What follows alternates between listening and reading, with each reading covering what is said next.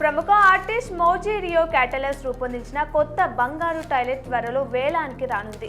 అయినా గతంలో రూపొందించిన బంగారు టాయిలెట్ ను దుండగులు దొంగిలించకపోయారు. అలాంటిదే మరో బంగారు టాయిలెట్ ను క్యాటలస్ రూపొందించడంతో దానిని ఈ నెల 18న ప్రముఖ వేలం సంస్థ సౌత్ బే వేలం వేయనుంది. క్యాటలస్ మొదట రూపొందించిన బంగారు టాయిలెట్ దాదాపు 100 కిలోల 18 క్యారెట్ల బంగారంతో తయారైంది. దాని పేరు అమెరికా. అది గొప్ప ఆర్ట్లలో ఒకటిగా గుర్తింపు పొందింది. దానిని మొదట 2016లో న్యూయార్క్ గుగెన్హీమ్ మ్యూజియంలో ప్రదర్శనకు ఉంచినప్పుడు దాదాపు 1,00,000 మంది దాన్ని చూడడానికి వచ్చారు. దానిని కొనుగోలు చేసేందుకు నాటి అమెరికా అధ్యక్షుడు డొనాల్డ్ ట్రంప్ కూడా ఆసక్తి చూపించారు.